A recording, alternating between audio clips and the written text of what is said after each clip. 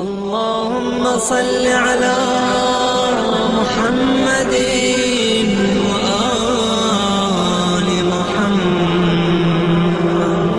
اعوذ باللہ من الشیطان اللعین الرجیم. بسم اللہ الرحمن الرحیم.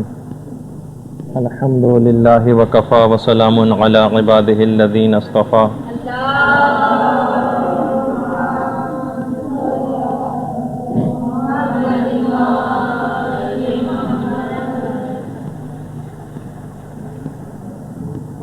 تفصیلات موت کے سلسلے میں درس نمبر 23. عالم برزخ کی تفصیلات کے بعد جیسا کہ آپ لوگوں کے علم میں ہے کہ قیامت سے پہلے جو ایک عظیم الشان واقعہ رونما ہوگا زمین پر، اور امام زمانہ علیہ الصلاۃ والسلام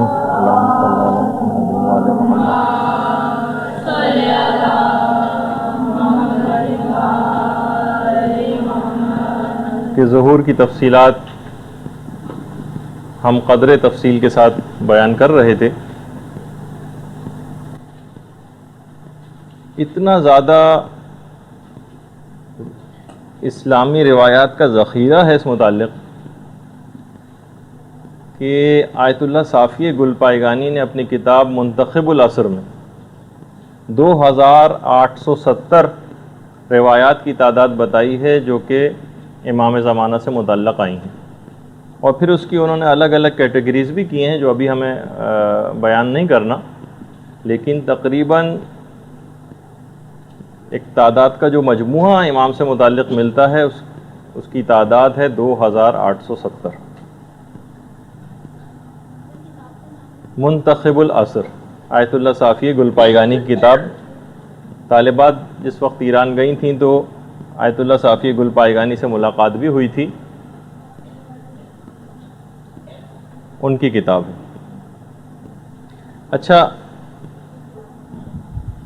ہم کچھ ایسی علامات کا بھی تذکرہ کر رہے تھے جو کہ پوری ہو چکی ہیں یا جس کا مستقبل قریب کے اندر پورے ہونے کا امکانات موجود ہیں. البتہ اگر ہم ظہور امام کی علامات کو درجہ بندی کریں کہ اس زمانے کے لوگوں کے معاشرتی حالات کس طرح سے ہوں گے، سوشل ویلیوز کیا ہوں گی، ثقافتی طرز عمل کیا ہوگا وغیرہ وغیرہ، تو اس کا تو جب مطالعہ کرتے ہیں تو روایت میں شاید ہی بلکہ ایک حدیث بھی ایسی نہیں ملتی کہ جو نشانی پوری نہ ہو چکی ہو. مثلا پیغمبر ختم مرتبت صلی اللہ علیہ وآلہ وسلم فرماتے ہیں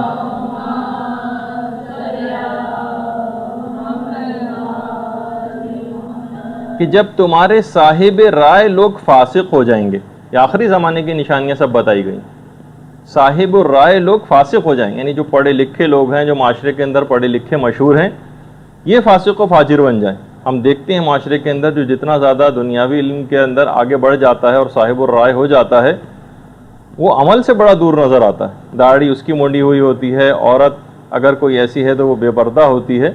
صاحب الرائے جب تمہارے فاسق ہو جائیں.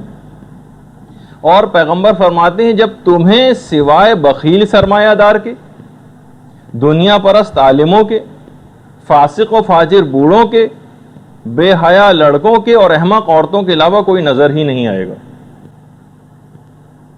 دیکھیے پیغمبر اسلام کے الفاظ جو انہوں نے خصوصیات بتائی ہیں، بخیل سرمایہ داروں کے علاوہ کوئی نظر نہیں آئے گا، دنیا پرست عالموں کے علاوہ کوئی نظر نہیں آئے گا، فاسق و فاجر بوڑھوں کے علاوہ کوئی نظر نہیں آئے گا، بے حیا لڑکوں کے علاوہ کوئی نظر نہیں آئے گا، اور احمق عورتوں کے علاوہ کوئی نظر نہیں آئے گا. سلمان فارسی کھڑے ہو جاتے ہیں، پیغمبر اسلام ایسا کب ہوگا؟ پیغمبر نے فرمایا جب دین تمہاری زبانوں کی حد تک رہ جائے گا. اور پھر پیغمبر نے اور علامتیں بھی بتائیں. جب اور علامتیں ذکر کی بڑے تفصیل کے ساتھ، میں تو بہت مختصر کر کے چیدہ پیش کر رہا ہوں، تو صحابہ کا ایک گروہ اور کھڑا ہو گیا. کہا کہ یا رسول اللہ آخر ایسا کب ہوگا جو آپ بتا رہے ہیں؟ پیغمبر نے فرمایا کہ جب نمازوں میں تاخیر کی جائے گی. اول وقت پہ لوگ نماز نہیں پڑھیں گے، نمازوں میں جب تاخیر کی جائے گی، مرد اپنی بیویوں کی اطاعت کرنے لگیں گے، عورتیں جب بے حیا ہو جائیں گی اور تکبر دلوں کے اندر داخل ہو جائے گا، اس طرح سے جس طریقے سے زہر جسموں کے اندر داخل ہو جاتا ہے۔ جب لوگ فرائض دینیہ کو حقیر سمجھنے لگیں گے، کوئی امپورٹنس ہی نہیں دیں گے کہ یہ سب چیزیں بھی کتنی اہم ہیں، اگر کوئی کرنے بھی جائے گا تو اس کا مذاق اڑایا جائے گا کہ آج کل کے دور میں بھلا کیسے ممکن ہے۔ جب فرائض دینیہ لوگ حقیر سمجھنے لگیں گے، اور جب سرمایہ دار پیسوں کی بنا پر اپنی تعریف کی خواہش کرنے لگیں گے، ان کی زبانیں، پیغمبر فرماتے ہیں کہ شہد سے زیادہ شیریں ہوں گی ان کی گفتار اور گفتگو، لیکن ان کے دل حنظل سے زیادہ کڑوے ہوں گے۔ بحار الانوار میں پوری روایات ہیں اس سلسلے میں۔ اچھا، ایک اور روایت بھی ہے جو کہ پیغمبر اسلام ہی سے مروی ہے اور حضرت سلمان فارسی جس کے راوی، کہ پیغمبر نے فرمایا لوگ اس زمانے میں غیر خدا کے لیے علم فقہ کو حاصل کریں گے، اپنی معاشرے کے اندر ایک نام و نمود کے لیے، بڑائی کے لیے، اپنی معلومات کا رعب جھاڑنے کے لیے غیر خدا کے لیے علم دین کو حاصل کریں گے، علم فقہ کو حاصل کریں گے۔ دنیا کی طرف اس زمانے میں لوگ شدید میلان رکھتے ہوں گے، ان کا دلی جھکاؤ بہت زیادہ دنیا کی طرف ہوگا، لوگ امر و نہی سے نفرت کرنے لگیں گے، ورنہ اگر اصولاً دیکھا جائے تو ہمیں اس کا شکریہ ادا کرنا چاہیے جو ہمارے اعمال کی اصلاح کے لیے کوئی بات کہے۔ لوگ نفرت کرنے لگیں گے اس سے، امر و نہی کرنے والوں سے، امر و نہی سے لوگوں کو نفرت ہو جائے گی۔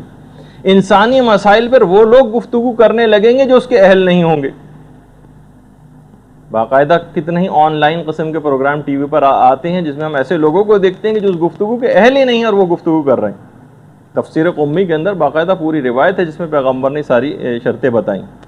پھر پیغمبر فرماتے ہیں کہ مسلمان لوگ اپنے علماء سے نفرت کرنے لگیں گے، لوگ دولت کے لیے شادیاں کریں گے، اس زمانے میں جو پست لوگ ہیں وہ بلند ہو جائیں گے اور بلند لوگ جو ہیں وہ پست ہو جائیں گے۔ خدا کی قسم، پیغمبر فرماتے ہیں خدا کی قسم میں نے تم سے کوئی بات نہیں چھپائی ہے اور نہ ہی میں نے کوئی جھوٹ بولا ہے، معاذ اللہ۔ پیغمبر دیکھیں کتنی شدت کے ساتھ اس بات کو عرض کر رہے ہیں۔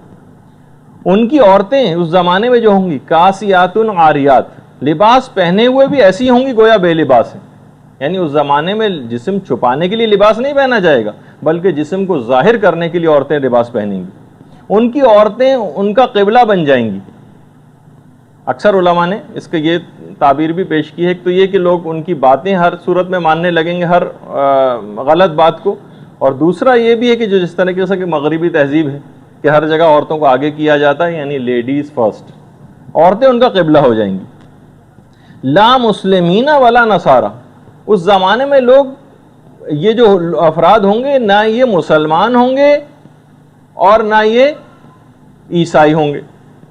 ویسے تو آپ کے علم میں ہے کہ بہرحال علماء نے ایک مثال بھی لکھی ہے اس کی کہ بہرحال ٹائی کا پہننا حرام تو نہیں، لیکن بہرحال ٹائی عیسائیت کا ایک شعار تو ہے۔ اس زمانے میں لوگ اتنی ثقافت سے عیسائیت کی اتنی مروب ہو جائیں گے کہ طرز عمل پورا وہ طریقہ کار اختیار کر لیں گے کہ لوگ جب وہ ٹائی اگر وہ پہنے ہوئے ان کو دیکھیں اور ان سے پوچھیں کہ کیا آپ عیسائی ہیں تو وہ کہے گا کہ نہیں میں تو عیسائی نہیں ہوں، اور اگر اس سے پوچھا جائے گا مسلمان تو اگر وہ ہاں بھی کہے گا تو بھی اس کا طرز عمل اور ثقافت اس کے قول کی نفی کر رہا ہوگا۔ لا مسلمین ولا نصارہ، نہ ایسے لوگ مسلمان ہوں گے اور نہ ہی عیسائی ہوں گے۔ علماء نے کہا کہ عیسائیت کا کیونکہ اس زمانے میں بہت زیادہ ہمارے جو دور ہے اس کے اندر ان کی ثقافت کتنی زیادہ چھا گئی ہے، ورنہ لا مسلمین نہ مسلمان ہوں گے اور نہ یہودی، یہ والا جملہ بھی آ سکتا تھا، لیکن عیسائیوں کا خاص طور پر تذکر آیا۔ اسی طریقے سے پیغمبر اسلام نے یہ بات بھی ارشاد فرمائی کہ ایسا زمانہ آئے گا جب ائمہ کی قبور کو لوگ خراب کر دیں گے، قبابل ائمہ بالبنادیق، بندوقوں کے ذریعے ائمہ کی قبور کو خراب کیا جائے گا۔ کتنے معاشرے ہم دیکھ رہے ہیں آج کل کے دور کے اندر باقاعدہ بالبنادیق، بندوقوں کے ذریعے، یہ روایت کے اندر تذکرہ آیا۔ ابو ذر سے ایک اور روایت ہے آخری زمانے کے سلسلے میں کہ پیغمبر اسلام نے فرمایا کہ لوگ سود کے استعمال سے بالکل نہ شرمائیں گے۔ باقاعدہ بڑا فخریہ بیان کیا جائے گا کہ مثلا ہماری فلاں بینک کے اندر جاب ہے اور یہ ان کا عہدہ ہے اور فلاں پریولیجز ان کو وہاں سے مل رہے ہیں، اور لوگ ایسی اسکیموں کے اندر پیسہ لگا کے اور سود کو حاصل کریں گے۔ لوگ سود کے استعمال سے نہیں شرمائیں گے۔ اس وقت دین پر جو قائم افراد ہوں گے ان کا اجر 50 مومنین کے اعمال کے اجر کے برابر قرار دیا جائے گا. یعنی واقعی جب ایسا زمانہ آ جائے گا تو کتنا زیادہ ایسے افراد کو دین پر قائم رکھنا مشکل ہوگا, تو انہیں ایک مومن کو 50 مومنین کے اجر کے برابر ثواب دیا جائے گا. ابن مسعود کی ایک اور روایت میں پیغمبر اسلام نے فرمایا کہ اس زمانے میں عورتوں کا مہر اور گھوڑوں کی قیمت, دوسرے الفاظ میں گاڑیوں کی قیمت, اس میں اتنا زیادہ اضافہ ہو جائے گا کہ پھر اس کے بعد پھر قیامت تک اس کے اندر کوئی کمی واقع نہ ہوگی. اور اسی طریقے سے یہ تو پیغمبر اسلام نے بیان فرمائی, ورنہ مولا کائنات علی ابن ابی طالب علیہ الصلوۃ والسلام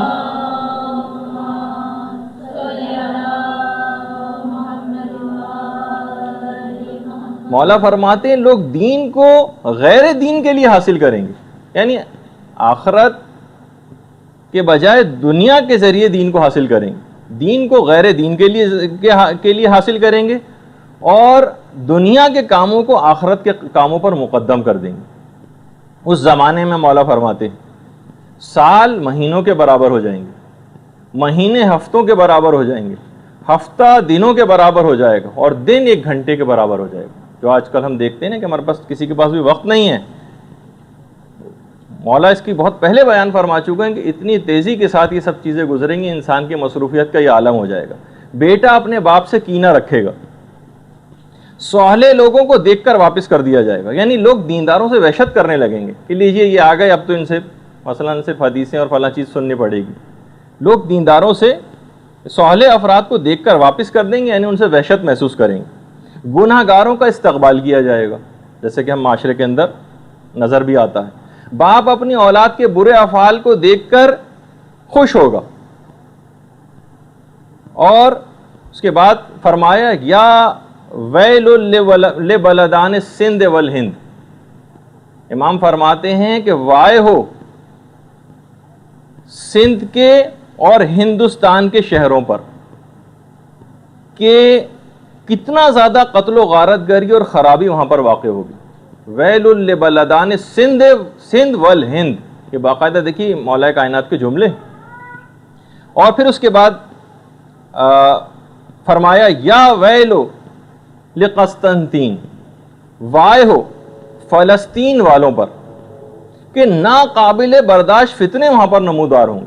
وائے ہو فلسطین والوں پر. دیکھیے کتنی واضح طور پر علماء نے کہا کہ واقعاً یہ جملہ ہے علماء کا کہ یہ تمام چیزیں مذہب شیعہ کی حقانیت کو واضح کرتی ہیں کہ ان کے جو رہنما ہیں کیسا علم غیب رکھتے ہیں اور 1400 سال بعد تک کی کس انداز کی خبریں روایات کے اندر نقل ہوئیں.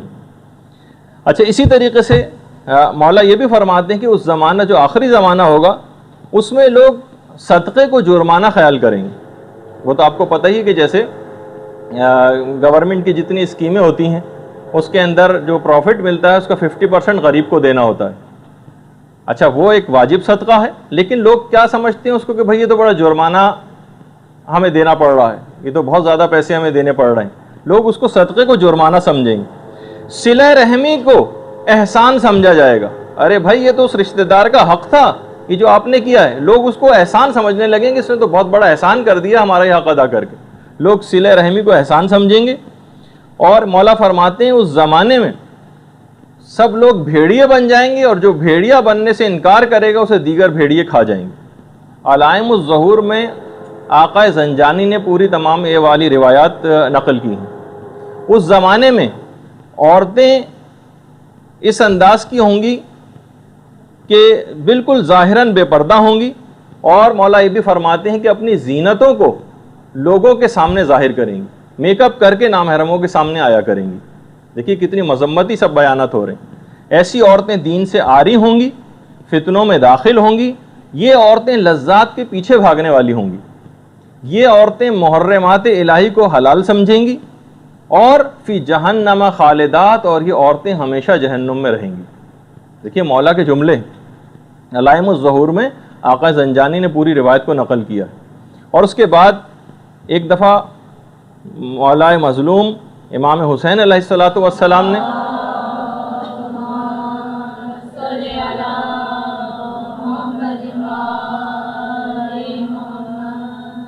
مولا علی سے پوچھا، مولا کائنات سے، یا امیر المومنین، اللہ آخر کب زمین کو ان ظالموں سے پاک کرے گا؟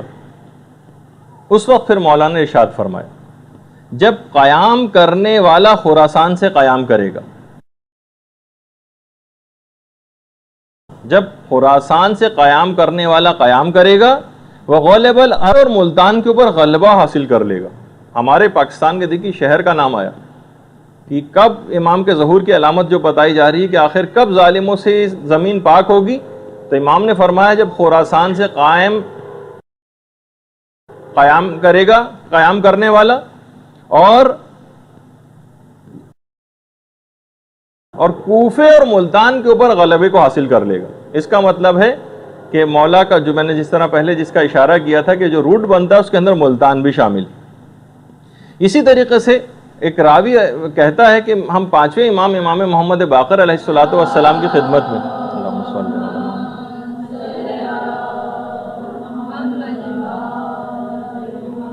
خدمت میں حاضر ہوئے تو امام نے فرمایا، خراسان خراسان، سیستان سیستان۔ اچھا اب دیکھیے راوی کہتا ہے کہ امام گویا ہمیں بشارت دے رہے تھے کہ ہمارے مسائل کا حل ان دو علاقوں سے ہوگا، خراسان سے اور سیستان سے۔ اگرچہ دونوں ایران ہی کے علاقے ہیں، لیکن کچھ اس طرح کی تعبیرات بھی آ رہی ہیں کہ اس میں آقا خامنہئی کا تعلق خراسان سے یعنی مشہد سے، اور سیستان سے آقا سیستانی کا بہرحال تعلق ہے۔ تو خراسان خراسان، سیستان سیستان۔ راوی کہتا ہے کہ گویا امام ہمیں بشارت دے رہے تھے کہ ہمارے مسائل کا حل ان دو علاقوں سے ہوگا۔ اچھا اسی طریقے سے پھر چھٹے امام جعفر صادق علیہ السلام،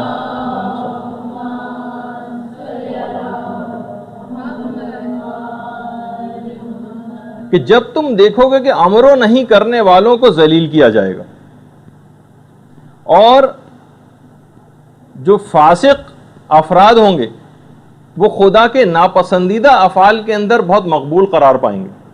امر و نہیں کرنے والے تو ذلیل ہو رہے ہوں گے، لیکن فاسق و فاجر لوگ ٹی وی کے اوپر مثلا جتنے گلوکار اور گلوکارائیں اور اداکار اور اداکارائیں آتے ہیں، ان کا صرف زبان کے اوپر ایک ہی چیز کا بار بار تذکرہ ہوتا ہے کہ پروردگار کا بڑا شکر ہے کہ اس نے ہمیں بڑی عزت عطا کی۔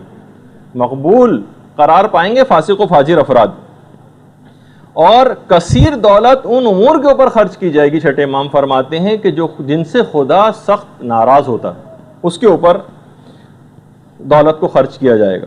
حکومت ایسے افراد کو ملے گی جو زیادہ پیسہ خرچ کرنا جانتے ہو، جو زیادہ پیسہ خرچ کرے گا اسے حکومت مل جائے کرے گی، جس کو آج کل کی اصطلاح میں ہارس ٹریڈنگ کہا جاتا ہے۔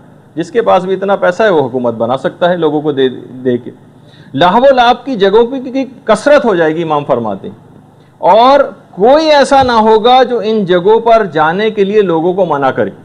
بلکہ امام کا جملہ ایک اور بھی آگے، نہ صرف یہ کہ وہ منع نہیں کرے گا بلکہ منع کرنے کی جرت بھی نہ کرے گا، منع کرنے کی کوئی جرت نہیں کرے گا۔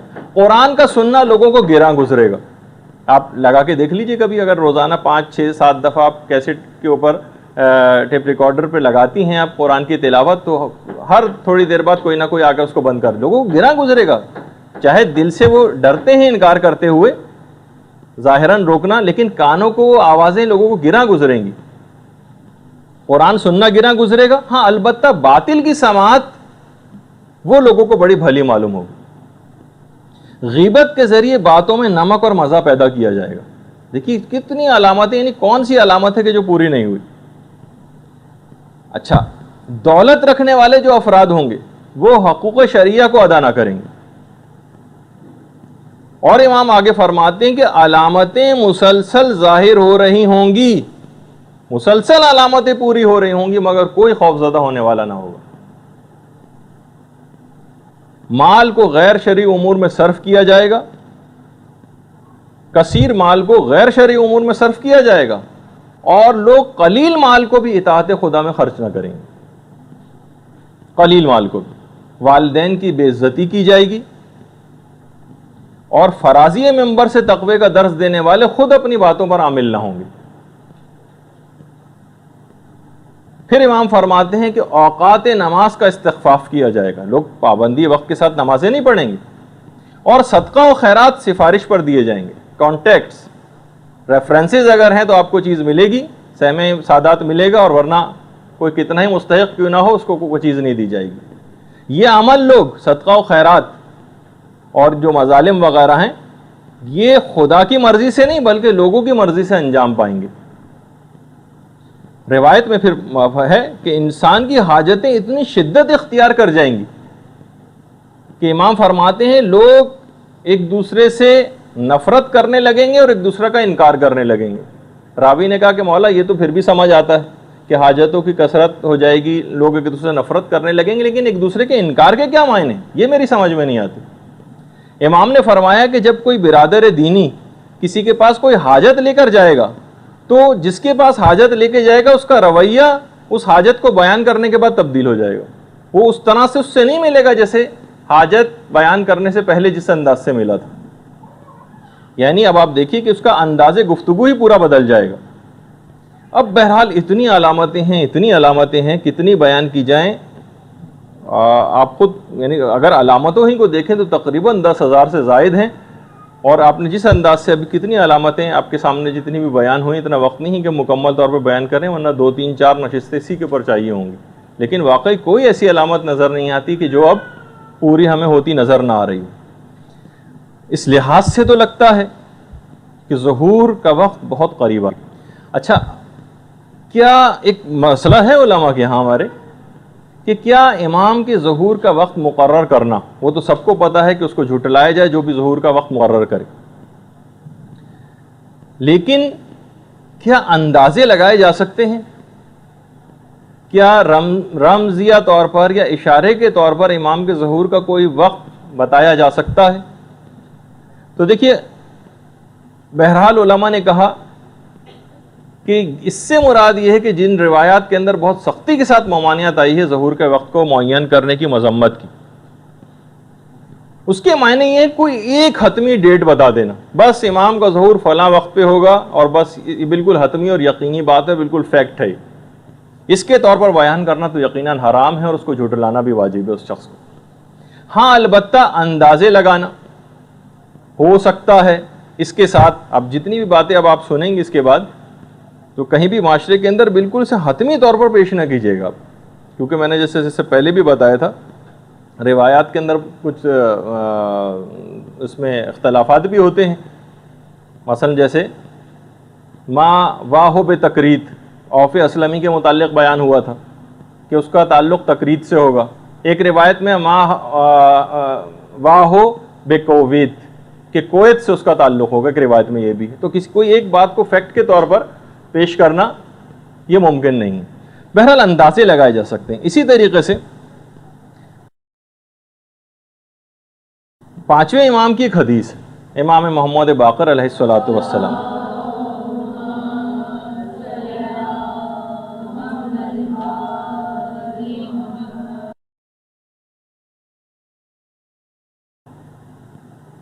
ہمارا قائم اس کے گزرنے کے بعد الف لام را میں قیام کرے گا.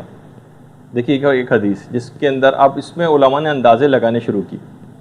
علامہ مجلسی نے کہا کہ الف لام را میں قیام کرے گا بعد انقضاء, جب وہ الف لام جب وہ گزر جائے گا اس کے بعد قیام کرے گا. علامہ مجلسی فرماتے ہیں پورے قرآن میں الف لام را سے شروع ہونے والے 5 سورے, اگر ان کے اعداد نکالے جائیں تو 1155 بنتے ہیں وہ اعداد. اور اگر ہو سکتا ہے کہ راوی سے صاحب ہونے کی بنیاد پر اگر اس میں ہم الف لام میم را بھی شامل کر لیں تو اس کے جب اعداد ملائے گئے تو 1426 بنا کہ اس کے بعد قیام ہوگا, اور آج کل 1427 چل رہا ہے. اس لحاظ سے تو جو علامہ مجلسی کا اندازہ تھا اس سے بھی بس کچھ ہی بات آگے بڑھی. اور پرانے علماء نے جتنے اندازے لگائے ہیں اور علامہ مجلسی کے جو اندازے ہیں اس میں اگر ہم موجودہ اس کے اندر ایک امکان کے طور پر ایک پاسبلٹی ہے کہ اب سے لے کر 2025 کے درمیان میں ایک اندازہ ہے کہ امام کا ظہور متوقع ہے. علماء کی بات میں بتا رہا ہوں.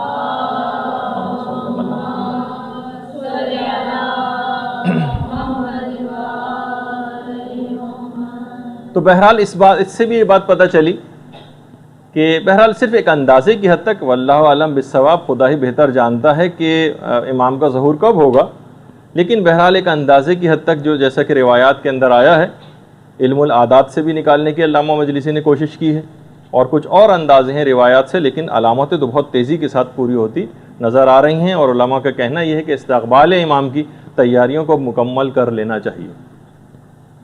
اچھا، اب ہم تھوڑی سی بیان کر رہے تھے امام، یہ تو سمجھنے کے لحاظ سے ذرا تمہیدی گفتگو ہی ہوئی ہماری، لیکن ہم ایک سیریز کے اندر جو بہت سی باتیں بیان کر رہے تھے، اس کے اندر ایک ذرا جب روایات کو ہم دیکھتے ہیں تو بہت زیادہ ظہور امام سے متصل سفیانی کا متعلق بہت زیادہ روایات آئیں۔ سفیانی آخر ہے کون؟ نام اس کا سفیانی نہیں،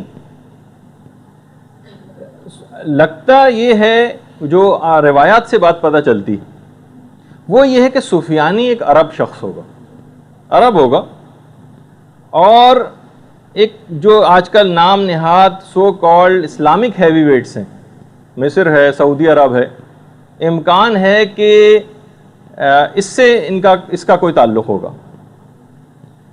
دشمنی اہل بیت کے اندر یہ شخص بے انتہا راسخ ہوگا، دشمنی اہل بیت میں۔ روایات میں ابھی اتنا وقت نہیں ہے، لیکن ایک اشارہ کرتا گزرتا ہوں کہ روایات میں ہے کہ اس حد تک یہ دشمن ہوگا کہ یہ باقاعدہ اعلان کروا دے گا کہ جس شخص کا بھی نام محمد، علی، فاطمہ، حسن، حسین، زینب، رقیہ، باقر، جعفر، خدیجہ یہ ہو، ان سب کو گرفتار کر کے قتل کر دیا جائے۔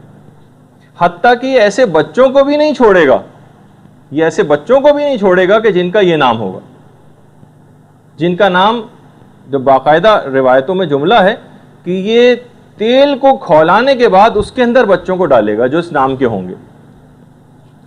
تو بہرحال روایات میں یہ بھی ہے کہ یہ رجب کے آخر میں خروج کرے گا، اور اس دن روز جمعہ ہوگا جب سفیانی ظاہر ہوگا۔ لگتا تو یہی ہے کہ بہرحال کہ یہ انہی اس نام نہاد جو اسلامی ممالک ہیں اس سے اس شخص کا کوئی تعلق ہوگا۔ اور باقاعدہ دیکھیے اس کے حالات اتنے زیادہ ہیں کہ علماء نے پوری کتابیں سفیانی کے موضوع پر لکھی ہیں۔ السفیانی، علامہ محمد فقیہ نے پوری کتابیں لکھی اس شخص کے حالات کے اوپر۔ اور چھٹے امام نے بھی جملہ ارشاد فرمایا کہ سفیانی کا خروج بالکل حتمی، 9 ماہ کی اس کی ٹوٹل حکومت ہوگی۔ امام نے فرمایا کہ 9 مہینے سے تو ایک دن بھی اس کی حکومت زیادہ نہیں ہوگی، 9 ماہ بس اس کی حکومت قائم رہے گی، اس سے پہلے یہ حکومت حاصل کر لے گا اور بہت سارے علاقوں پہ اس کا قبضہ بھی ہو جائے گا۔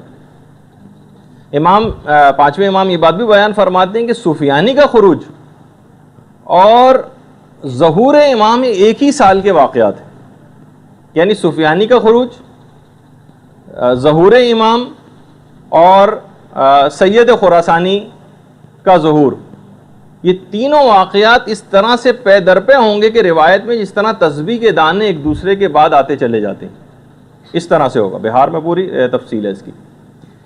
روایات میں یہ بھی ہے کہ یہ سفیانی جو عرب ہوگا، جو اتنے زیادہ مظالم کرے گا اور پھر جنگیں لڑے گا، یہ بنو امیہ کی نسل سے ہوگا اور جگر خوارہ ہندا کی اولاد میں سے ہوگا۔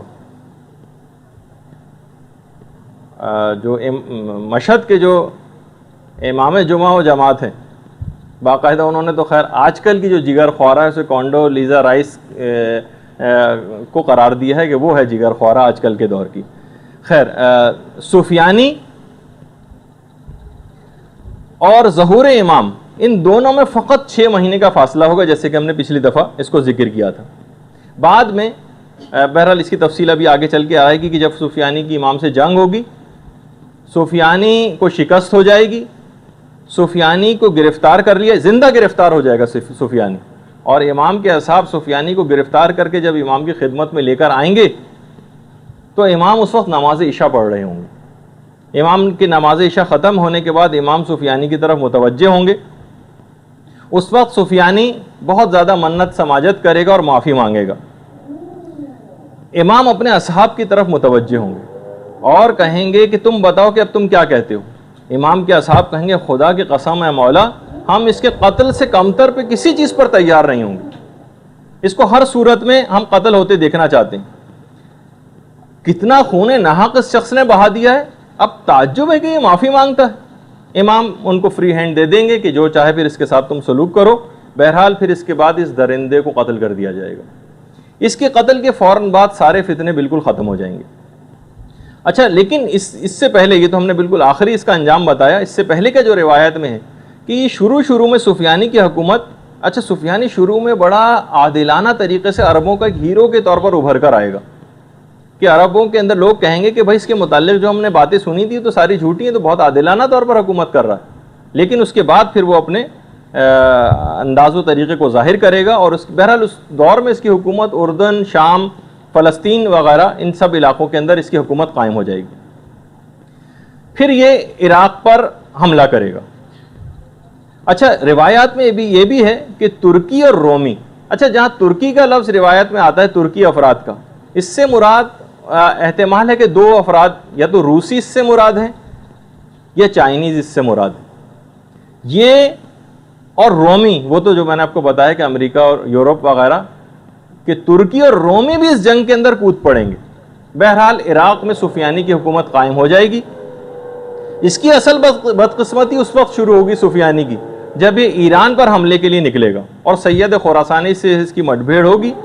اس وقت یہ اپنا ایک لشکر حجاز بھجوائے گا، اور البتہ اس لشکر میں خود یہ موجود نہیں ہوگا، یعنی بھجوائے گا. اور مدینے سے جب اس کا لشکر وہاں پر تباہی پھیلا کر مکے کی طرف، امام کی طرف آ رہا ہوگا، اسی زمانے میں امام مکے میں ظہور کر چکیں گے.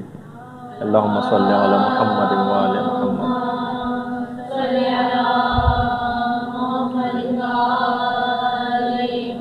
آپ اپنے ماننے والوں کو کہیں گے کہ سفیانی کے بارے میں جب تک میرے جد امجد کی دی ہوئی خبر کی تصدیق نہ ہو جائے جب تک میں مکے سے باہر نہیں جاؤں گا.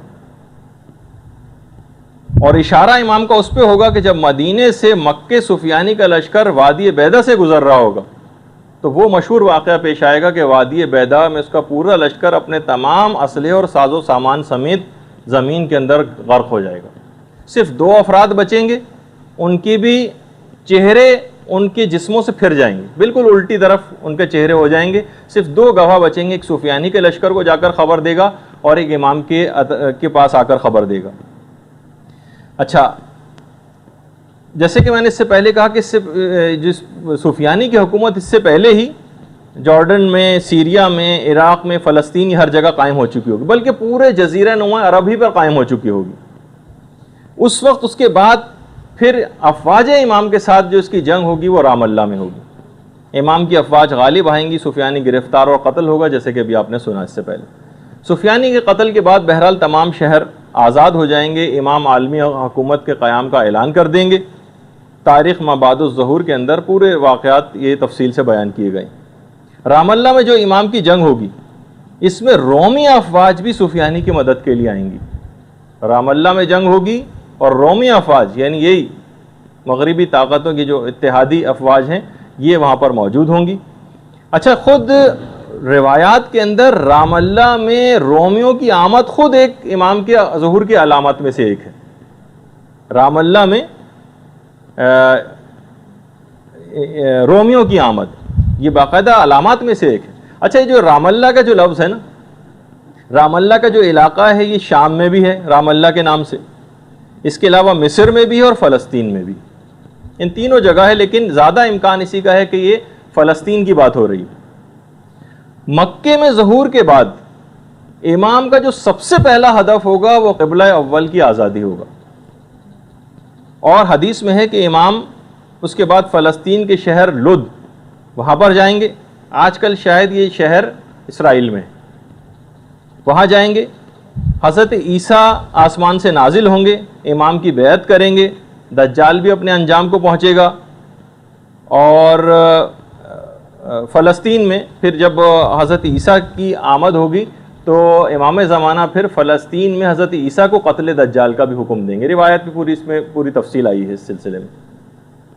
اچھا جب سفیانی کی حکومت پورے پیک پر ہوگی، یعنی ظاہر ہے وہ بڑا مقبول بھی ہوگا، پوری عرب کے اوپر اس کی حکومت قائم ہو چکے گی، اس وقت امام سفیانی سے ملاقات کی خواہش ظاہر کریں گے، 1 to 1 ملاقات.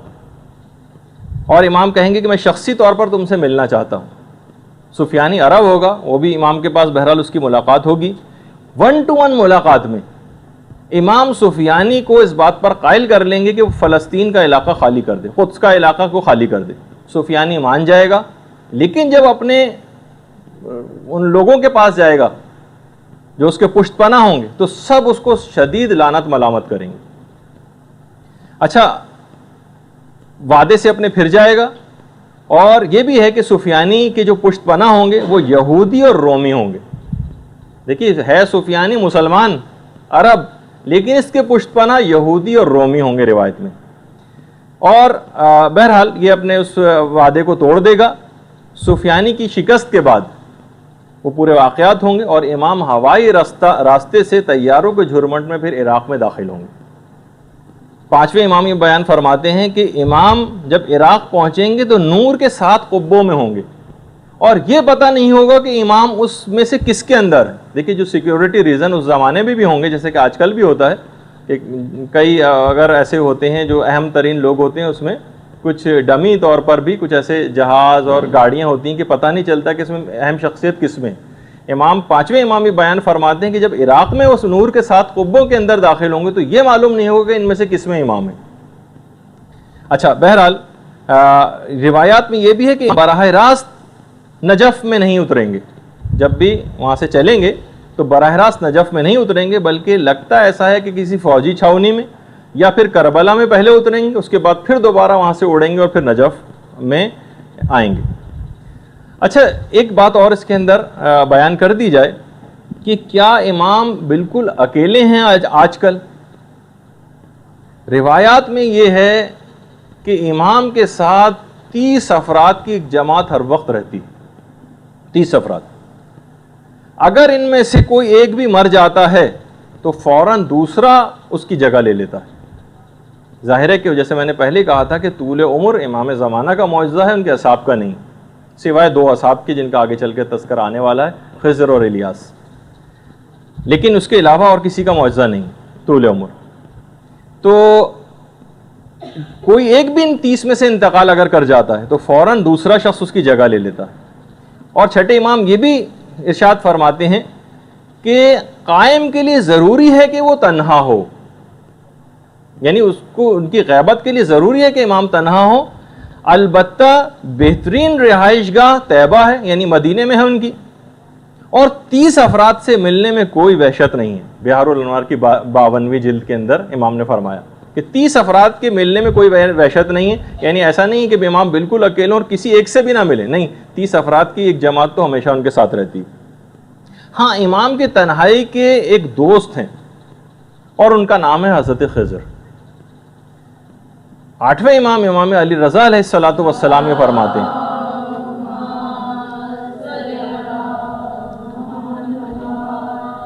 کہ خضر نے آب حیات پی لیا اور اب یہ سور پھونکے جانے تک زندہ رہیں گے۔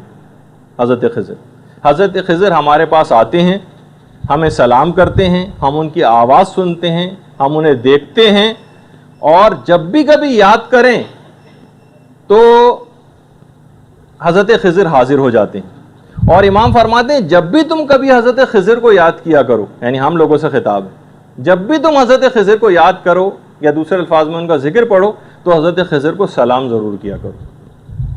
اچھا، اعمال کے موسموں میں امام فرماتے ہیں کہ حضرت خضر حاضر ہوتے ہیں، مناسک حج بجا لاتے ہیں، حتیٰ کہ میدان عرفات میں موجود ہوتے ہیں، مومنین کے لیے دعا کرتے ہیں، اور مومنین جتنی دعائیں کر رہے ہوتے ہیں حضرت خضر اس کے اوپر آمین کہتے ہیں۔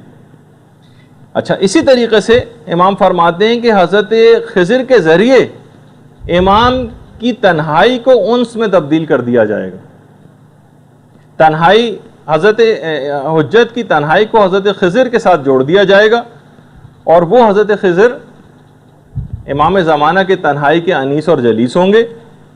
اچھا، اتنا اور بتا دیا جائے، جیسے کہ ایک دفعہ ہم پہلے عرض کر چکے ہیں کہ حضرت خضر نبی نہیں تھے، حضرت خضر ایک مرد صالح تھے، ایک نیک آدمی تھے۔ البتہ خود ایک دفعہ حضرت خضر سے یہ بات پوچھ لی گئی کہ آخر آپ کو اتنا بڑا مقام اور مرتبہ مل کیسے گیا؟ کہ آپ نبی خدا یعنی موسیٰ کے معلم قرار پا رہے ہیں، اتنا بڑا مقام آپ کو کیسے ملا؟ تو حضرت خضر کا جواب یہ تھا، گناہوں کو ترک کرنے کی وجہ سے۔ گناہوں کو ترک کرنے کی وجہ سے حضرت خضر کو اتنا بڑا مقام اور مرتبہ ملا۔ اچھا، حضرت خضر آج کل کرتے کیا ہیں؟ خیر یہ ہمارے موضوع بحث نہیں، صرف ایک لائن ہی کے اندر علماء نے کہا کہ دیکھیے حضرت خضر کا ایک واقعہ قرآن کے اندر حضرت موسیٰ کے حوالے سے، اس چھوٹے سے عرصے کے اندر حضرت خضر کے جو 3 اقدامات قرآن کے ہیں، جو میں ابھی ذکر نہیں کروں گا اس کی تفصیل میں ورنہ جانا پڑے گا، تینوں اہم کام بڑے دور رس نتائج کے حامل تھے۔ بچے کا قتل کر دیا تھا اور دیوار بنائی تھی، اور اس کے آئندہ آنے والی نسلوں میں اس کے اثرات کو ظاہر ہونا تھا۔ تو علماء نے کہا کہ اس چھوٹے سے واقعے میں حضرت خضر کے اتنے بڑے بڑے کام ہیں، تو حضرت حجت کے ساتھ 1000 سال سے زیادہ زندگی گزار رہے ہیں، تو نامعلوم نہ جانے کتنے کام حضرت خضر نے انجام دیے ہوں گے جو امام زمانہ کے ظہور کے بعد پتہ چلیں گے کہ حضرت خضر اس دوران کیا کرتے رہے۔ بلکہ امام نے یہ فرمایا کہ خدا رحمت نازل کرے میرے بھائی موسیٰ پر، اگر انہوں نے اس عالم سے یعنی خضر سے جلدی جلدی سوالات نہ کیے ہوتے اور کچھ صبر کیا ہوتا تو نہ جانے کتنے عجائبات حضرت خضر سے دیکھتے، لیکن انہوں نے بڑی جلدی کر کے اس معاملے کو ختم کر دیا۔ اچھا بہرحال اور بتا دوں، ایک تو 30 تو یہ افراد ہوئے جن کا ابھی تذکرہ آپ نے سنا۔ کفمی ہمارے ایک بہت بڑے عالم ہیں، انہوں نے مصباح ایک کتاب ہے اس کے حاشیے کے اندر لکھا ہے، اور سفینۃ البحار میں شیخ عباس قمی نے لکھا ہے۔ یہ امپورٹنٹ ایک بات ہے کہ زمین کبھی بھی قطب سے خالی نہیں ہوتی، قطب قاف توئے بے، اور 4 اوتاد تو اس میں لازمی ہوتے ہیں، الف واو تے الف دال اوتاد۔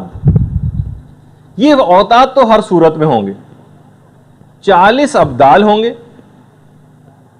70 نجبا ہوں گے، اور 360 صالحین ہوں گے۔ ایک قطب، 4 اوتاد، 40 ابدال، 70 نجبا اور 360 صالحین۔ اچھا، قطب تو امام زمانہ اجل اللہ تعالیٰ فرجہ الشریف کی ذات گرامی ہے، اللہم صلی علی محمد وآل محمد، اور 4 اوتاد ہیں، 4 اوتاد ہیں، کیونکہ کہا جاتا ہے روایات میں بھی کہ زمین کی مثال خیمے کی سی ہے، جس میں درمیانی ستون تو امام زمانہ کی ذات گرامی ہے، اور 4 اوتاد جو ہیں وہ اس کی تنابیں ہیں، یعنی 4 اوتاد اس کی تنابیں ہیں، یعنی زمین کی۔ حضرت خضر اور حضرت الیاس بھی اوتاد میں شامل ہیں۔ حضرت خضر بھی اوتاد میں سے ہیں، ان 4 جو تنابیں ہیں ان میں سے 2 تو حضرت خضر، اور یہ جو اوتاد ہوتے ہیں یہ دائرہ قطب سے چپکے ہوئے ہوتے ہیں اور کبھی اس سے جدا نہیں ہوتے، اور یہ جو اوتاد ہیں یہ پلٹنے کی حد تک بھی کبھی یاد خدا سے غافل نہیں ہوتے، اور روایات میں ہے کہ یہ قوت لا یموت جمع کرتے ہیں اور مقدار حاجت سے زیادہ نہیں لیتے دنیا سے، یعنی ان کی ایک خصوصیت ہے۔ اچھا دیکھیے، قطب میں تو عصمت شرط ہے، وہ تو امام کی ذات ہے، اس میں تو عصمت ہونا لازمی ہے، البتہ اوتاد اور ابدال کے اندر شرط نہیں۔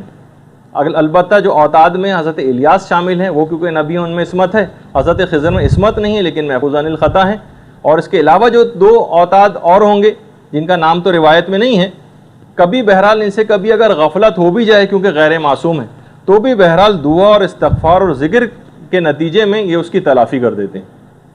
اچھا، عمدن یہ اوتاد جو ہیں کبھی کوئی گناہ نہیں کرتے سوائے انبیاء کے، کہ وہ تو ان کی تو عصمت خیر شرط ہے، اور جو نجبا اور صالحین ہیں ان کی صفت عدالت ہے، یہ جو زمین کبھی بھی ان سے خالی نہیں ہوتی، ان سے اگر کبھی لغزش ہو بھی جائے تو بھی استغفار کے ذریعے فوراً اس کی تلافی کر دیتے ہیں۔ اچھا، آپ کفمی فرماتے ہیں اگر ایک شخص بھی ان میں سے کم ہو جائے تو فوراً نیچے والا جو درجہ ہوتا ہے اس سے ایک آدمی اوپر آ جاتا ہے اور اس درجے کے اندر پہنچ جاتا ہے، نیچے والے درجے کے اوپر لایا جاتا ہے۔ صالحین جن کی تعداد 360 ہے، ان میں سے اگر کوئی ایک کم ہو جائے تو پھر عوام میں سے کسی ایسے شخص کو اوپر لایا جاتا ہے جو اس کا اہل ہوتا ہے۔ اچھا، حضرت خضر اور حضرت الیاس جیسے کہ میں نے کہا کہ یہ دونوں بھی زندہ ہیں، ایک بڑی لمبی عمر ان کو دی گئی ہے، اور دونوں ہر سال عرفات میں کے میدان میں اکٹھے بھی ہوتے ہیں۔ اچھا، پھر اب تھوڑی سی یہ بیچ میں ایک بات آ گئی تھی اس لحاظ سے کہ امام کے جو 30 افراد ہیں اور زمین کبھی بھی ان افراد سے اوتاد اور ابدال وغیرہ سے خالی نہیں ہوتی ہے۔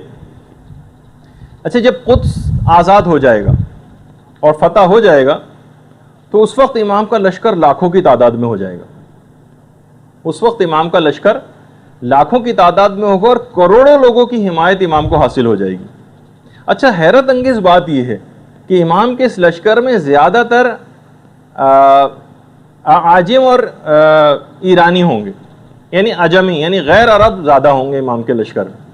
بلکہ ابن عربی، محی الدین ابن عربی، جن کی بڑی مشہور کتاب فتوحات مکیہ ہے، کہا کہ یہ سب عاجم میں سے ہوں گے امام کے لشکر کے زیادہ تر افراد، اور یہ ہوں گے تو عجمی لیکن عربی کے سوا کسی زبان میں بات نہ کریں گے۔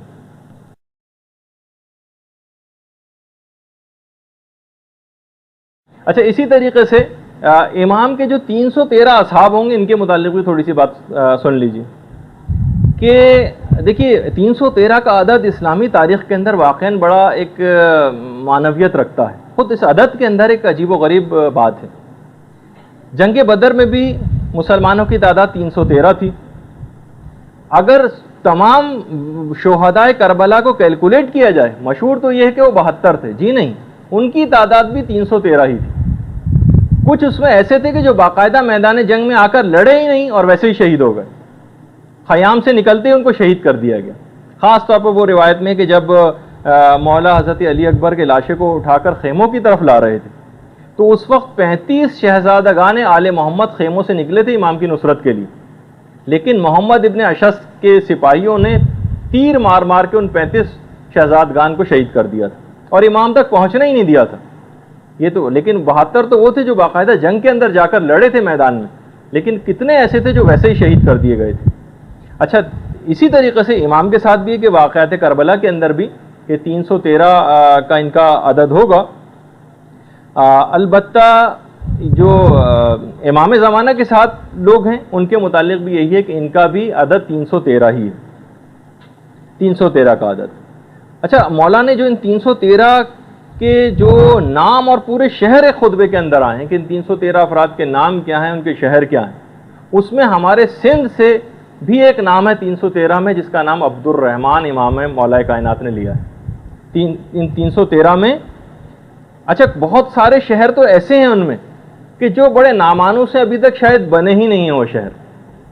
اچھا، جو اور شہروں کے نام آئے ہیں کہ کن کن علاقوں سے ان 313 کا تعلق ہوگا، تو اس میں آرمینیا بھی ہے اور اس میں اصفہان کا نام بھی آیا ہے، اسکندریہ کا نام بھی آیا ہے، انطاکیہ کا نام بھی آیا ہے، مصر کا نام بھی آیا ہے، شام کا بھی نام آیا ہے، نجف کا بھی ہے، اور اس کے علاوہ فلسطین کا بھی نام ہے، یمن کا بھی ہے، ایتھوپیا کا بھی ہے جسے حبشہ جو پرانے زمانے میں کہا جاتا تھا، اس کے علاوہ حلب ہے، دمشق ہے، اور سرادیپ، یہ جو سیلون جو موجودہ سری لنکا ہے، یہاں سے بھی ایک نام ہے روایت میں 313 میں۔ قم سے نام ہے، طالقان سے نام ہے، لبنان سے ہیں، مکے سے ہیں، مدینے سے ہیں۔ اچھا، اس طرح سے کر کے بہت سارے، یعنی جو 313 لگتا ہے کہ پوری دنیا کو اس طرح سے بہرحال ایک کور کیا گیا ہے ان 313 افراد میں۔ اچھا، یہ جو 313 امام کے جو صحابی ہوں گے، ان میں سب کا اسٹیٹس برابر نہیں ہوگا، یعنی ایسا نہیں کہ 313 بالکل ایک کیٹیگری کے ہوں، نہیں، ان میں سے 112 ایسے ہوں گے جو ان 313 میں سے 112 جن کا اسٹیٹس اور افضلیت دوسرے لوگوں سے زیادہ ہوگی۔ اچھا، یہ 313 جمع کیسے ہوں گے، یہ بھی پورا روایات کے اندر آیا ہے، باقاعدہ غیبت نعمانی میں ہے کہ 5ویں امام یہ جملہ ارشاد فرماتے ہیں کہ جو چل کر آنا چاہے گا اس کے لیے تو طے الارض ہوگا۔ یہ 313 افراد میں سے یہ اگر پیدل چل کے آنا چاہیں تو ان کے لیے طے الارض ہوگا، قدم آگے بڑھائیں گے اور اگلا قدم مکے میں ہوگا۔ کچھ کو عالم خواب میں یہ اپنے اپنے علاقوں کے اندر سو رہے ہوں گے، ان کو عالم خواب اور نیند کی حالت ہی میں اپنے بستروں سے اٹھایا جائے گا اور ان کی آنکھ کھلے گی تو اپنے آپ کو حضرت حجت کے سامنے پائیں گے مکے میں۔ کچھ ان میں افراد ایسے ہوں گے، کچھ ایسے افراد بھی ہوں گے جو امام نے فرمایا ہے کہ جو بادلوں پر سوار ہو کر آئیں گے، اور نہ جانے اس زمانے میں ٹیکنالوجی کس انداز کی ہو جائے گی کہ روایات میں ہے کہ بادلوں سے ان کا نام اور ان کے والدین کا نام اور ان کے شہر کا نام نشر ہو رہا ہوگا، بادلوں میں سے۔ اچھا، مولا سے پوچھا گیا کہ مولا یہ جو 3 کیٹیگریز بیان کی ہیں ان میں سے افضل کون ہوگا، ٹریولرز کرنے والے جو نیند کی حالت میں مکے میں لائے جائیں گے وہ، یا جو بادلوں پہ سفر کر کے آئیں گے۔ بادلوں پہ سفر کے معنی ہو سکتا ہے کہ بائی ایئر جہازوں کے ذریعے کچھ افراد آ رہے ہوں۔ امام نے فرمایا جو بادلوں پر سفر کر کے آئیں گے یہ ان افراد سے افضل ہوں گے۔ اچھا ان کے متعلق امام نے کہا کہ قرآن کی آیت انہی کے متعلق آئی ہے، اینما تکونوا یاتی بکم اللہ جمیعا، تم جہاں کہیں بھی ہوں گے خدا تم کو ایک جگہ پر جمع کر دے گا. قرآن کی آیت ہے، تم جہاں کہیں بھی ہو خدا تم کو ایک جگہ پہ جمع کر دے گا. یہ 313 افراد روایت میں کہ جہاں کہیں بھی جائیں گے لوگ ان سے بڑے مروب ہو جائیں گے. اچھا اب ایک سوال یہاں پر یہ پیدا ہوتا ہے کہ ہم آخر کیسے ایسے افراد میں امام کے انصار میں کیسے شامل ہوں؟ تو یہ جو ابھی آپ نے آیت سنی تھی اینما تکونوا یاتی بکم اللہ جمیعا، اس کی میں نے پوری نہیں پڑھی تھی، اسی وجہ سے کہ یہ دوسرے والے سوال میں اس کو پوری پڑھوں گا کہ آخر ہم کیسے اس میں شامل ہو سکتے ہیں. قرآن کی پوری آیت کیا ہے؟ فاستبقوا الخیرات اینما تکونوا یاتی بکم اللہ جمیعا، یہ ہے پوری آیت. نیکیوں میں سبقت اختیار کرو، ایک دوسرے سے بازی لے جانے کی کوشش کرو، تم الگ الگ بھی ہوں گے تو خدا تم کو ایک جگہ پر جمع کر دے گا. فاستبقوا الخیرات، نیکیوں میں ایک دوسرے پر سبقت لے جانے کی کوشش کرو. اینما تکونوا یاتی بکم اللہ جمیعا، تم جہاں کہیں بھی ہوں گے خدا تم کو ایک جگہ پر جمع کر دے گا. اچھا اس کے اندر آپ نے دیکھا کہ بہرحال اس آیت کے اندر ایک عموم پایا جاتا ہے، کوئی قید نہیں، عموم ہے، یعنی ہم آپ بھی شامل ہو سکتے ہیں. اور باقاعدہ منتخب الاثر میں آیت اللہ صافی گل پائگانی نے اس آیت کی تفسیر میں مولا کائنات کی ایک روایت بھی بیان کی.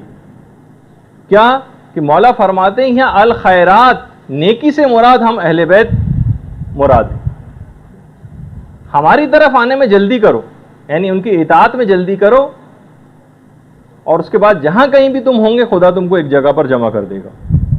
اچھا اب جس شخص کو بھی یہ پسند ہے کہ وہ امام کے اصحاب میں شامل ہو جائے تو روایت میں کیا اس کے لیے آیا ہے؟ کچھ اقدامات وہ کرے. فَلْيَنْتَظِرُوا، سب سے پہلی تو چیز یہ ہے کہ وہ پوری آمادگی کے ساتھ امام کا انتظار کرے، یعنی اپنے آپ کو امام کے لیے آمادہ کرے، اور کوئی گناہ نہ کرے، اپنے آپ کو بہرحال گناہوں سے بچائے، وہ محاسن الاخلاق، اور بہترین اخلاق سے اپنے آپ کو آراستہ کرے. ایسے شخص حقیقی منتظر شمار ہوگا اور واقعی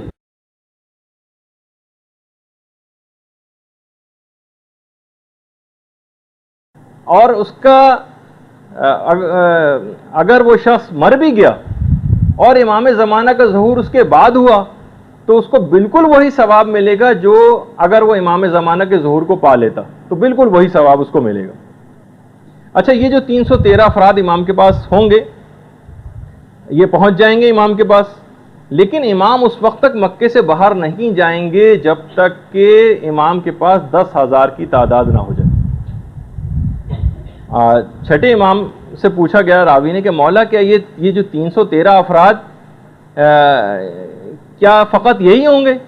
امام نے کہا نہیں، امام جو ہمارا قائم جو ہوگا جب تک مکے سے باہر نہیں جائے گا جب تک کافی ساری اس کے پاس طاقت جمع نہ ہو جائے، اور کافی طاقت 10,000 سے کم پہ حاصل نہیں ہوتی، مناسب اور کافی طاقت.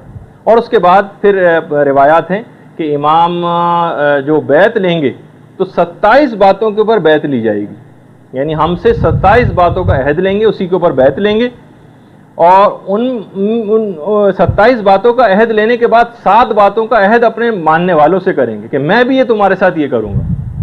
اس کی ابھی تو 8 باتوں کا، بلکہ اس کا ابھی موقع نہیں ہے بیان کرنے کا، لیکن چند ایک صرف بیان کر دیتا ہوں. پہلی جو عہد ہم سے لیا جائے گا کہ ہم کسی مسلمان کو کوئی برا نہ کہیں گے، یعنی غیبت نہ کرنے کا عہد لیں گے کہ غیبت کوئی شخص دوسرے کی نہیں کرے گا، مسلمان کو برا بھلا نہ کہیں گے، ضرورت سے زائد مال کو جمع نہ کریں گے، یعنی جہاں ضرورت سے زائد جمع ہوا فوراً مستحقین کے اندر تقسیم کر دیں گے، کوئی چیز ذخیرہ نہیں کی جائے گی جو ضرورت سے زیادہ ہو. تیسری بات جس پہ عہد لیا جائے گا کہ تھوڑے پر لوگ قناعت کریں گے، لالچ کی طرف نہیں جائیں گے، سادہ زندگی گزاریں گے، خوشبو کا استعمال کریں گے، نیکی کا حکم دیں گے اور برائی سے روکیں گے. اس کے بعد خود امام اپنے انصار سے بھی بہت سارے وعدے کریں گے، کہا کہ جیسا تم لباس پہنتے ہو ایسا لباس میں پہنوں گا، جیسے تم زندگی گزارتے ہو ایسی زندگی میں گزاروں گا، جیسی سواری تمہارے پاس ہوگی ایسی سواری میرے پاس ہوگی. اور امام اس بات کا بھی عہد کریں گے کہ میرے پاس آنے کے لیے کوئی حاجب اور کوئی گارڈ مقرر نہیں کیا جائے گا، جس کا جب چاہے گا امام سے وہ رابطہ کر سکے گا. اچھا تھوڑا سا بھی وقت ہے ہمارے پاس، تو اس میں خاص طور پہ ایک بات اور بیان کر دی جائے جو حضرت عیسیٰ سے بڑے متعلق ہے. دیکھیے حضرت عیسیٰ کی آمد جو ابھی آپ نے اس سے پہلے سنا کہ قدس میں لد جو ایک شہر ہے وہاں پر حضرت عیسیٰ کی آمد ہوگی. اس کے بعد حضرت عیسیٰ پھر شام جائیں گے اور تمام دنیا عیسائیت کو اور دنیا یہودیت کو حضرت عیسیٰ باقاعدہ قائل کریں گے جا کر اور اسلام کی طرف ان کو راغب کریں گے. اور قرآن کی ایک آیت بھی ہے جو علماء نے کہا کہ جو واقعی بالکل سمجھے اس کے اندر تو بالکل مسئلہ ہی واضح ہو جاتا ہے. وَإِنَّ مِنْ أَهْلِ الْكِتَابِ إِلَّا لِيُؤْمِنُنَّ بِهِ. یہ دلیل ہے باقاعدہ کہ کوئی اہل کتاب ایسا نہیں ہوگا سوائے اس کے کہ وہ ایمان لے آئے گا, مسلمان ہو جائے گا, یعنی کوئی یہودی اور عیسائی ایسا نہیں بچے گا. اچھا, علماء نے کہا کہ بھائی اس کا فلسفہ کیا ہے حضرت عیسیٰ کو اٹھائے جانے کا, کہ بہرحال علماء نے کہا کہ آخری زمانے میں پروردگار عالم کے تو علم میں تھا نا کہ عیسائی ایک بہت بڑی طاقت اختیار کر جائیں گے اور عیسائیت اسلام کے پھیلنے کی راہ میں سب سے بڑی رکاوٹ ہوگی. تو ان کی مدد کے لیے حضرت عیسیٰ کو رکھا گیا کہ آخری زمانے میں حضرت عیسیٰ کو بھیجا جائے گا تاکہ اس زمانے میں اس مسئلے کو حل کریں. اچھا, جس وقت حضرت عیسیٰ پہنچیں گے, حضرت عیسیٰ کا ظہور ہوگا تو دنیا عیسائیت کے اندر بڑی خوشیاں منائی جائیں گی اور وہ یہ سمجھیں گے کہ حضرت عیسیٰ امام مہدی سے مقابلے کے لیے آ گئے ہیں. ان کا دماغ میں کانسیپٹ یہ ہوگا. لیکن حضرت عیسیٰ امام زمانے کے ساتھ مختلف ملکوں کے دورے کرنا شروع کر دیں گے, معجزات اور کرامات ایسی ظاہر کریں گے اور بڑے صبر اور سکون کے ساتھ تبلیغات کریں گے. ویسٹرن کنٹریز کی جو ایک خاص دشمنی اور ایک ٹینشن مسلمان ممالک کے ساتھ ہو چکے گی, جیسے کہ آج کل ہو بھی گئی ہے, بہت حد تک حضرت عیسیٰ اس دشمنی کو کم کریں گے اور ایک واسطہ بن کر عیسائی ممالک میں اور مسلمان ممالک میں باقاعدہ ایک صلح نامے کی قرارداد کے اوپر دستخط کروائیں گے, جو میں نے پچھلی دفعہ بھی جس کا ذکر کیا تھا. البتہ نماز جو پڑھنے کا واقعہ حضرت عیسیٰ کا, علماء نے کہا کہ غالباً یہ اس وقت ہوگا امام زمانہ کے پیچھے نماز پڑھنے کا واقعہ کہ جب یہ جو مغربی اقوام ہوں گی نا, یہ امام سے صلح نامے کے جو دستخط کیے ہوں گے جو کہ 7 سال پہ مشتمل ہوگا کہ 7 سال کے لیے ہم اس کو سائن کر رہے ہیں, اس کو توڑ دیں گی 3 سال کے بعد ہی. اس وقت پھر حضرت عیسیٰ ایک دم دو ٹوک رویہ اختیار کریں گے اور اس کے بعد امام زمانہ کے پیچھے نماز پڑھیں گے. باقاعدہ یہ ہے کہ امام جو حضرت عیسیٰ کی آمد جس وقت ہونے والی ہوگی, امام باقاعدہ اقامت کہی جا چکے گی اور امام لیکن نماز نہیں شروع کریں گے. لوگ کہیں گے کہ مولا نماز پڑھائیے, امام کہیں گے نہیں مجھے ایک آنے والے کا انتظار ہے. یہاں تک کہ حضرت عیسیٰ سرخ کپڑوں میں آسمان سے نازل ہوں گے اور اس وقت حضرت عیسیٰ کی حلیہ مبارک بھی بیان کیا گیا ہے کہ بالکل حضرت ابراہیم کے مشابہ ہوں گے, یعنی حضرت ابراہیم کی شکل کے ہوں گے, سرخ رنگ کا لباس ہوگا, کنگھی کی ہوئی ہوگی اور بالوں میں پانی کے قطرات ہوں گے. باقاعدہ ایک ہے کہ اس کے بعد پھر وہ امام زمانہ حضرت عیسیٰ سے کہیں گے کہ آئیے اے عیسیٰ نبی خدا آپ آ کے نماز پڑھائیں. وہ کہیں گے کہ نہیں, یہ اقامت آپ کے لیے کہی گئی ہے, آپ ہی اس کی نماز پڑھائیں گے اور میں آپ کا وزیر بنا کے بھیجا گیا ہوں, امیر بنا کر نہیں. اور اس کے بعد پھر تو خیر یہ علماء نے کہا کہ جو نماز پڑھنے کا جو واقعہ ہے غالباً یہ اس وقت ہوگا جب بالکل دو ٹوک رویہ اختیار کریں گے. اور روایات میں یہ بھی ہے کہ حضرت عیسیٰ پھر صلیب کو توڑ دیں گے اور مکمل طور پر جس وقت یہ عیسائی اقوام مسلمانوں کے اوپر دوبارہ حملہ آور ہوں گی تو اس کے بعد حضرت عیسیٰ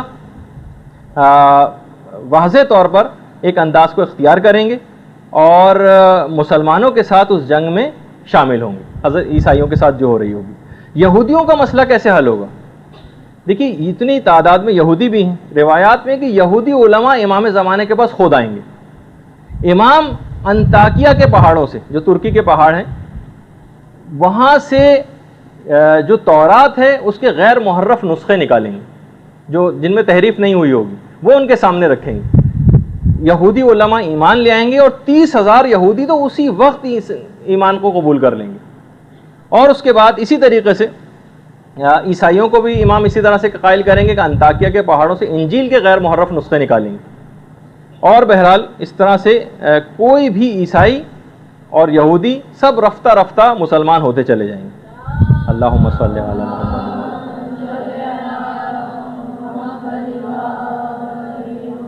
روایات میں ہے کہ یہ جو یہودی اور عیسائی تو اس طرح سے مسلمان ہو ہی رہے ہوں گے, لیکن جو اور ممالک ہیں جیسے فار ایسٹ کے جو ممالک ہیں یا مثلا جہاں پہ بدھزم ہے یا مثلا چینی ہیں, یہ بھی اس سے متاثر ہوئے بغیر نہ رہ سکیں گے اور ان کے اندر بھی تیزی کے ساتھ اسلام پھیلنے لگے گا. اچھا, اسی طریقے سے پھر دیگر بڑی روایات ہیں اس کے بعد کہ سب آہستہ آہستہ. اچھا اس کے بعد پھر یہ حضرت عیسیٰ کا جو ایک واقعہ نماز پڑھنے کا ہوگا. اس کے بعد پھر حضرت عیسیٰ ہر سال مکے میں حج کے لیے آیا کریں گے, اور روایات میں ہے کہ تقریباً اپنے ظہور کے 40 سال بعد تک حضرت عیسیٰ زندہ رہیں گے, 40 سال بعد تک. پھر اس کے بعد حضرت عیسیٰ کا انتقال ہوگا. امام زمانہ خود حضرت عیسیٰ کی تجہیز و تکفین کریں گے, تمام رسومات کو انجام دیں گے, اور اس اونی کپڑے میں حضرت عیسیٰ کو کفن دیا جائے گا جو حضرت مریم نے اپنے ہاتھوں سے بونا تھا. اسی میں ان کو کفن دیا جائے گا, اور قدس میں حضرت مریم کی قبر کے قریب ہی حضرت عیسیٰ کو دفن کیا جائے گا. اچھا اس دوران امام کی ہر جگہ پہ اس حد تک حمایت اور وہ سب کچھ شروع ہو چکے گی, مقبولیت, کہ امام کے متعلق ملتا ہے کہ جس وقت امام سیریا میں داخل ہوں گے وہاں بغیر جنگ کے داخل ہوں گے. مسلم میں بھی ہے, ترمذی میں بھی ہے روایت کہ یہودی تم سے جنگ کریں گے لیکن تم کو یہودیوں کے اوپر غلبہ دے دیا جائے گا. اور پانچویں امام یہ بات بیان فرماتے ہیں کہ پھر اس کے بعد حضرت حجت کوفے آ جائیں گے. ان کے کوفہ آنے کے بعد ہر شخص اپنے آپ کو کوفے میں پہنچانے کی کوشش کرے گا. کوئی مومن ایسا نہیں ہوگا, امام آ چکے ہیں, کوفے میں موجود ہیں, ہر مومن چاہے گا کہ میں کوفے کسی طریقے سے پہنچ جاؤں. جب بھی امام حسن علیہ الصلوۃ والسلام, بہت کم حدیثیں پڑھی جاتی ہیں, اللہم صلی علی محمد.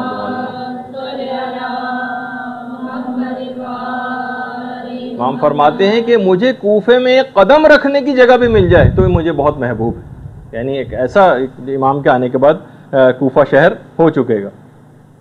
اچھا امام جتنا بھی کام ہے وہ تو سب کوفے جا کر کریں گے, یعنی کوفہ دارالحکومت ہوگا, جیسے کہ پچھلی گفتگو میں آیا. امام عالمی حکومت کا جو دارالخلافہ بنائیں گے وہ کوفے کو بنائیں گے. کام سارا کوفے میں کریں گے, لیکن آرام امام نجف جا کر کیا کریں گے, آرام نجف میں کیا کریں گے.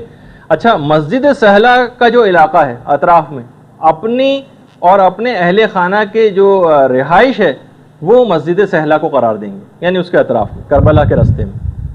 کوفہ شہر بے انتہا وسیع ہو جائے گا, بلکہ اتنا وسیع ہو جائے گا کہ کوفہ, سہلہ, نجف, کربلا ایک ہی شہر کے مختلف محلے بن جائیں گے, اس حد تک ہوگا.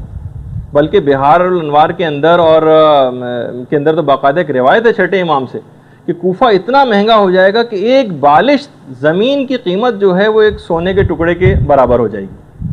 سب لوگوں کی زبانوں اور دلوں پر فقط کوفے کا نام ہوگا. اچھا اسی طریقے سے جس وقت وہ مشہور روایات کے اندر ہے کہ نماز جمعہ جب ہوا کرے گی کوفے میں تو اس کی امامت خود امام زمانہ فرمایا کریں گے, اور لوگ دور دور سے اس نماز جمعہ کے اندر شرکت کے لیے آئیں گے, اور بلکہ شب جمعہ سے ہی لوگ کوفے پہنچنا شروع ہو جائے کریں گے کہ اگلے دن نماز جمعہ کے اندر ہم امام کی شریک ہو سکیں. 1000 دروازوں کی مسجد کوفے کے اندر ایک بہت بڑی امام زمانہ تعمیر کروائیں گے کہ جس وقت جمعہ امام پڑھایا کریں گے تو پورا شہر, روایات میں جملہ یہ ملتا ہے کہ چھٹے امام فرماتے ہیں کوئی شخص باقاعدہ تیز ترین سواریوں کے اندر بیٹھ کے بھی لوگ کوفے پہنچیں گے, لیکن وہ اس نماز کا ارادہ کر کے نکلیں گے, لیکن پھر بھی جگہ نہ ہونے کی وجہ سے نماز جماعت میں شرکت سے رہ جائیں گے. اتنا کوفے کے اندر اتنا زیادہ رش ہو جائے گا کہ جو امام نماز پڑھائیں گے. اور اس کے بعد پھر اس کی ہم کچھ اور تفصیل ہے کہ امام اس کے بعد کون کون سی اصلاحات کو قائم کریں گے. بس ایک آج کیونکہ ایک تو تھوڑا سا دیر سے شروع ہوا, اور آج پوری کوشش کے باوجود, ورنہ میرا ارادہ تھا کہ آج کسی طور پہ اس کو ختم کر دوں گا, بڑی معذرت, لیکن اتنی اس کے اندر تفصیل آتی چلی جاتی ہے کہ پھر اپنے آپ کو روکنا ذرا مشکل ہو جاتا ہے. تو تھوڑا سی گفتگو انشاءاللہ اگلی دفعہ امام زمانہ کی اس کو مکمل کریں گے. رجت کا تھوڑا سا ذکر آئے گا اس کے اندر, اور اس کے بعد پھر قیامت کی گفتگو شاید اگلی دفعہ سے ہی ہم اسٹارٹ کر دیں. تو آج کی حد تک ہم اپنی گفتگو کو یہاں پر روکتے ہیں. والسلام علیکم ورحمۃ اللہ وبرکاتہ.